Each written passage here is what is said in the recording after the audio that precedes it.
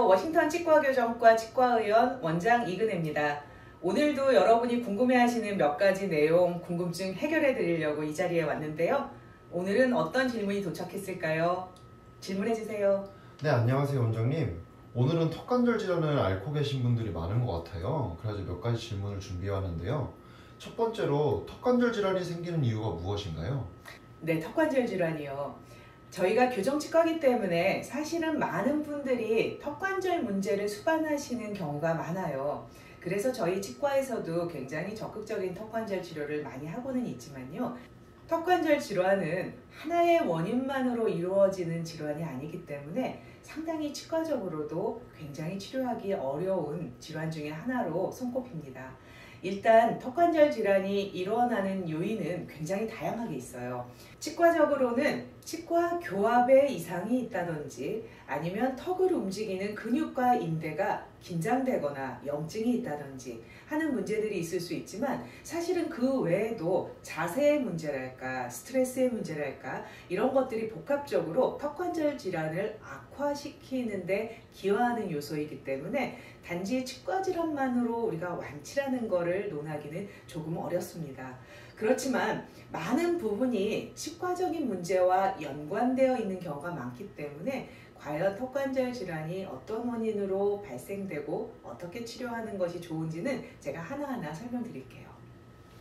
원장님, 그러면 치료 과정은 어떻게 되나요?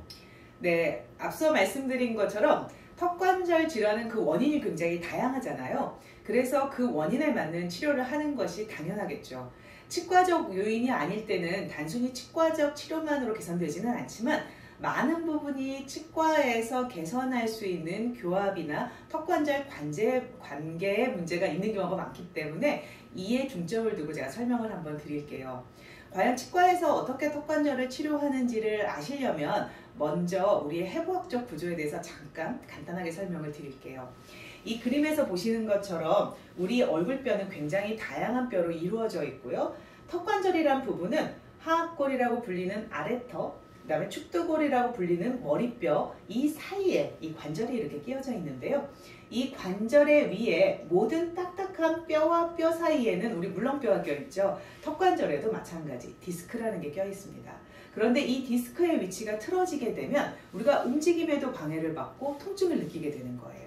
모형에서 보여드리면 바로 이 부분이 되겠죠. 이 하얗게 표현되어 있는 게 디스크인데요. 이게 움직일 때 관절과 같이 움직여져서 뼈끼리 부딪히는 위험을 방지하고 완충작용을 해줘야 되는데 이 완충작용을 하는 디스크가 틀어져 있을 때 우리가 잘 움직여지지도 않고 예를 들어서 입이 잘 안 벌어진다거나 벌릴 때 제대로 벌려지지 않는다거나 또는 열고 닫을 때 소리가 나고 아픈 증상을 겪게 되는 것이죠. 그래서 이 문제를 해결하는 치과적 방법에 대해서 제가 몇 가지 설명을 드릴게요. 네, 치과적 방법은 몇 가지가 있는데요. 일단 이 디스크의 위치가 한번 틀어진 게 완전히 원상복귀 되기는 사실은 어려워요.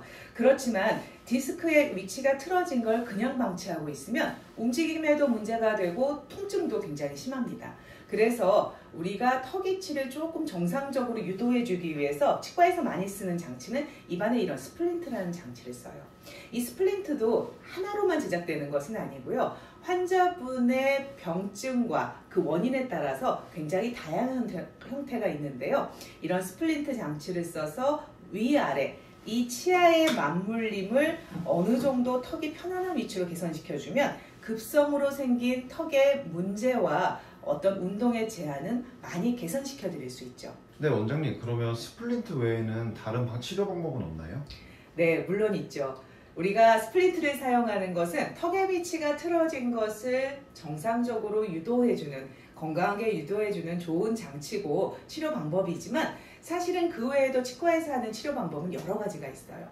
예를 들어서 많은 케이스에 해당되지는 않지만 턱의 위치가 급성으로 틀어진 것들이 어떤 치아에 맞부딪힘이 잘못돼서 맞물림이 잘못돼서 생긴 현상이라면 이러한 맞물림을 개선하기 위한 간단한 치아 조정 또는 치아의 교정 치료, 보철 치료를 통해서 턱관절의 위치를 개선하는 경우도 있고요.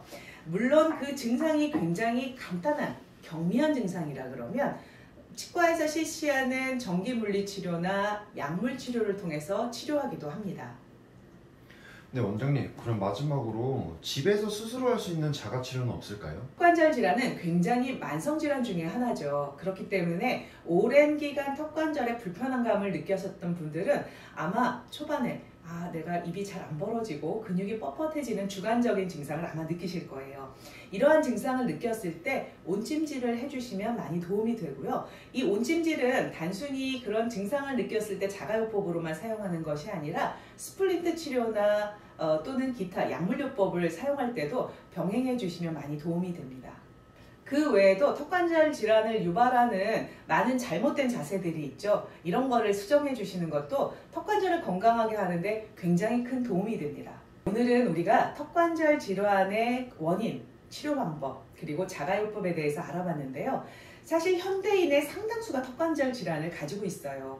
아주 경미한 증상에서부터 아주 심한 증상까지 그 증상이 다양할 뿐 대부분의 분들이 턱관절 증상은 일생을 걸쳐서 한 번 정도는 다 경험하셨을 텐데요. 턱관절 질환은 그 원인이 굉장히 다양하기 때문에 환자분이 쉽게 자기의 증상을 자가진단하기는 조금 어렵습니다. 경우에 따라서는 치과에 오기 전에 귀가 울리고 이명이 들려서 이비인후과를 오랜 기간 다니시고 오시는 경우도 있고요. 또는 두통이 너무 심해서 신경과를 오랜 기간 다니시고 치과로 오시는 경우도 많아요. 그래서 이 증상이 어디에서 기인한 두통이고 어디에서 기인한 귀울림, 이명인지를 확인하는 것이 굉장히 중요하기 때문에 턱 근처에 벌림이 이상하거나 소리가 날 경우에는 즉시 치과에 가셔서 상담 한번 받아보세요. 그러면 큰 질환으로 번질 수 있는 걸 막아줄 수 있습니다. 네, 이상 오늘 턱관절 질환에 대해서 알아봤습니다. 또 다음에 여러분들의 궁금증 해소하기 위해서 또 찾아뵐게요. 여러분 감사합니다.